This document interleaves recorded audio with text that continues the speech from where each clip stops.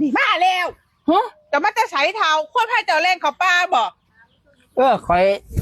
เล่นเขาป้าคอยขายเบิร์ดแล้วน่ะคอยขายเบิร์ดแล้วไปยิงข้าเลี้ยงเล่นออกไปลานนั่นก็บ่เห็นพ่อโตนี่มันกำลังมาแต่ใส่แบบผักอันนี้นั่นบ่ต้องห่วงดอกเก็บใส่กระเป๋าเรียบร้อยแล้วเอาตัวไปขายจากไหนว่ามันควายเจ้าควายแม่ห่วยควายแม่แล้วนางแต่อยู่เฮือนบ่เป็นลัดจักเถื่อแล่นเขาป้าเขาหลายเถื่อหลายก็ขายทิ่มตัวขายทิ่มแล้วใส่เงินขายขวย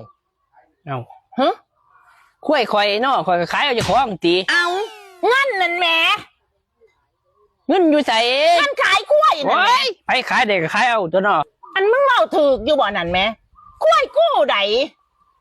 เอาขวยเจ้าก็สร้างแล้วคอยสิขายเอาคอยสิเป็นยังไงบักอันนี้จังไดจังสร้างคู่เนาะแท้เฮ็ดแบบนี้แหมจังไดจังสลาดไปขายเอาอันเบิด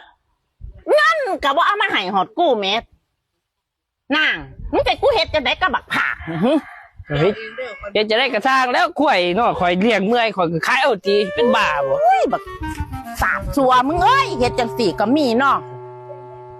โอ้ยจะเป็นกูอิ่มขากนางกูบ่ได้พ่อสลึงขวยกูก็บ่ยังพ่อโต